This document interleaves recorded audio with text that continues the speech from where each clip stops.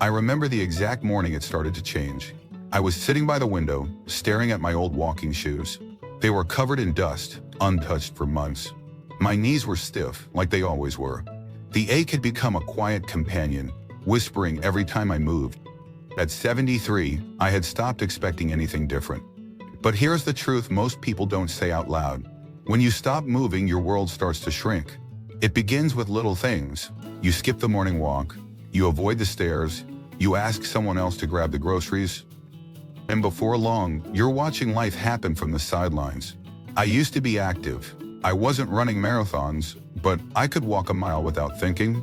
I could kneel down to play with my grandkids, carry bags from the car, dance a little when no one was looking. But over the years, those moments slipped away. Quietly, the pain made the decisions for me. At first, I told myself it was normal. You're just getting old, I'd say. This is how it goes. But deep down, I wasn't okay with it. I missed feeling strong. I missed waking up without fear of pain. I missed feeling like my body still belonged to me. Then one morning, something happened. I was on the porch, rubbing my knee like I always did, when my neighbor walked by. He's in his late 70s, but he moves like someone 20 years younger. He smiled at me and said, "I used to feel just like that, until I started walking 10 minutes a day." I looked at him like he was crazy. 10 minutes? That's nothing. That won't fix arthritis. That won't undo years of stiffness. But he just nodded and kept walking. "Try it," he said over his shoulder. "You'll see." I couldn't stop thinking about it. That night I lay in bed wondering, what if it's that simple? What if I've been sitting in pain for nothing? What if 10 minutes a day could actually change something? So the next morning I decided to try. It wasn't a heroic moment. I didn't lace up my shoes with confidence or blast music in the background. I just opened the door, stepped out onto the porch and told myself, go to the end of the block and come back. That's all. The first few steps were hard. My joints were stiff, my back complained. My body felt heavy and slow, like it had forgotten how to move. But I kept going. The air was cool, the street was quiet. And for the first time in weeks, I felt a flicker of hope. I didn't walk far, but when I came back inside, something had shifted. I was breathing deeper. My heart was beating stronger. And I felt awake. So I did it again the next day, and the next. What I didn't know then was that even short walks can reduce joint pain by improving blood flow to your knees and hips. According to the CDC and the Arthritis Foundation, just 10 minutes of low-impact walking each day can reduce inflammation, improve joint flexibility, and support long-term mobility. You don't need to walk fast. You don't need to walk far. You just need to move. But no one tells you that when you're sitting alone with your pain. No one tells you that movement, gentle, consistent movement, is the medicine your body is begging for. By the end of that first week, I was still stiff, but something had changed. I was waking up with a purpose. My knees weren't perfect, but they were moving more easily. My mind was clearer, and something else started to happen. My fear began to fade. I stopped worrying that every step would hurt. I stopped bracing myself for pain. I started trusting my body again. If you had told me a month before that walking 10 minutes a day could make that kind of difference, I would have rolled my eyes. But it's real. I lived it. And I'll show you exactly what I did, step by step, because the story doesn't end here. It gets better. And if you're still watching, it means maybe, just maybe, you're ready to take your first step too. Don't go anywhere. In the next part, I'll show you how I built the habit, what mistakes to avoid, and the one simple trick that made all the difference. Stay with me. This next part could change everything. I want to tell you exactly what I did. No gimmicks, no hard routines, just a real, simple plan that got me out of pain and back on my feet. It started with a promise. I told myself 10 minutes every single morning, no matter how I felt. Whether it was sunny or cold, whether I had slept well or barely at all, I would go, no excuses. And I didn't try to be a hero. I didn't aim for distance or speed. I just walked. I started at a pace that felt natural. Not too slow, not too fast, just enough to keep my body in motion. Most days I stayed near my street. I'd walk to the mailbox, then to the end of the block, then back again. Some mornings I brought music. Other days I just listened to the birds and the sound of my own breathing. And here's the important part. I didn't rush progress. I gave my body time to respond. That's something we often forget after 60. We think if we don't see instant results, it's not working. But our bodies are still listening, still changing, just at a different pace. After the first week, I added 1 extra minute. That's all. 1 more minute. And by the end of the second week, I was walking 12 minutes without even noticing it. But something even better started happening. I began to wake up with less stiffness. I could get out of bed with less stiffness. I no longer had to grab the nightstand just to stand upright. According to a 2019 study published in the American Journal of Preventive Medicine, adults over 70 who walked just 10 to 15 minutes a day had lower inflammation markers, better balance, and improved circulation. That's because walking activates so many systems at once. It supports your heart, lubricates your joints, and even stimulates brain function. I didn't realize it at first, but those walks weren't just helping my knees, they were helping everything. My posture improved, my digestion improved, my mood lifted. Even my sleep became deeper. There's science behind that too.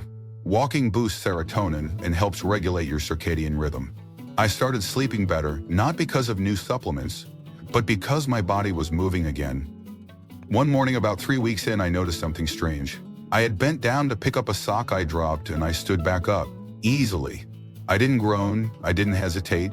It was such a small thing, but I stood there in the bedroom, holding that sock, stunned, because I couldn't remember the last time that movement had felt so effortless. That's when I knew something real was happening. That's when I knew I had to keep going.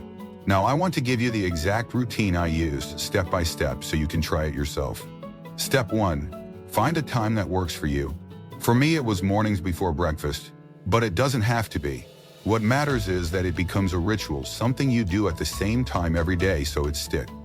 It could be your driveway, your block, a park nearby, even a long hallway in your home. You don't need fancy paths, just a place that feels familiar. Step 3. Wear comfortable shoes. This sounds basic, but it matters. Supportive, soft-soled shoes can reduce strain on your knees and ankles. Step 4. Before you walk, stretch gently. I would roll my shoulders, circle my ankles, and do a few slow leg swings to loosen the hips.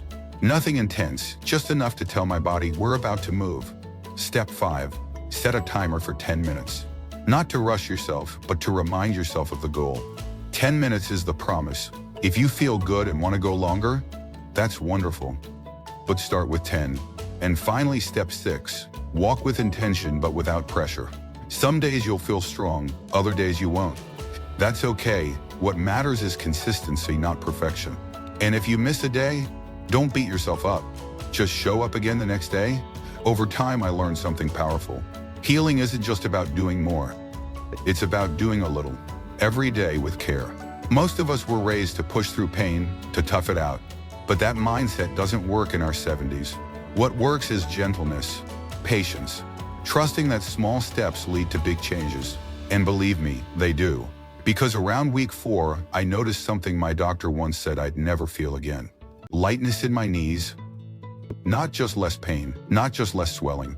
Actual ease, like someone had removed a weight I'd been dragging around for years. And that feeling, that return of movement and confidence and freedom, it's worth every single walk. So if you're watching this and wondering if a 10-minute walk could work for you, I'll tell you this, it's not a miracle. It's not instant, but it's real, and it's yours if you start. In the next part, I'm going to share the biggest mistakes I made early on, and how you can avoid them. Because even something as simple as a walk has its traps, and what you don't know can slow your progress or cause setbacks. But if you stay with me, I'll help you avoid those. You're not doing this alone. Let's take the next step together. Now let's talk about the mistakes I made early on, so you don't have to. Because yes, even something as simple as walking can go wrong if you push too hard or overlook the little things. The first mistake I made was walking through sharp pain. I thought if I just kept moving, the pain would disappear. But here's the truth. Discomfort is normal, especially when you're waking up to stiff joints. But sharp stabbing pain is your body's way of saying stop and reassess. I learned to listen. If something didn't feel right, I paused. I adjusted my pace, changed my shoes, or took an extra day to stretch. That flexibility made all the difference. The second mistake was skipping warm-ups. I used to walk right out the door, thinking 10 minutes wasn't enough to bother with stretching. But a cold joint is a tight joint, and tight joints lead to strain. So I began starting every walk with 2 minutes of slow movement in place, rotating my hips, loosening my ankles, breathing deeply. Those small movements helped my body transition and prevented unnecessary soreness later. The third mistake was comparing myself to others. One day I saw someone twice my age walking faster than me and I felt embarrassed. I nearly stopped walking that day. But here's what I realized. Your walk is your walk. This isn't a race. The goal isn't speed or distance. The goal is consistency, freedom, and healing. No one else's path matters but your own. Another thing I had to unlearn was the idea that results had to be dramatic. I used to think if I didn't feel better overnight, it wasn't working. But healing, especially after 60, doesn't show up in grand moments. It shows up in small victories. One morning you realize you slept without waking up from knee pain. One afternoon you get up from a chair without needing your hands to put. One evening you take an extra lap around the block without noticing you've gone farther than usual. That's progress. That's healing. So here's what I want to leave you with. If you're living with joint pain, if your mornings are filled with groans and stiffness, if you've started avoiding movement because you're afraid of what it will feel like, I understand. I've been there, but I also know this. Your body is still listening. It's still responding. It's still capable of change.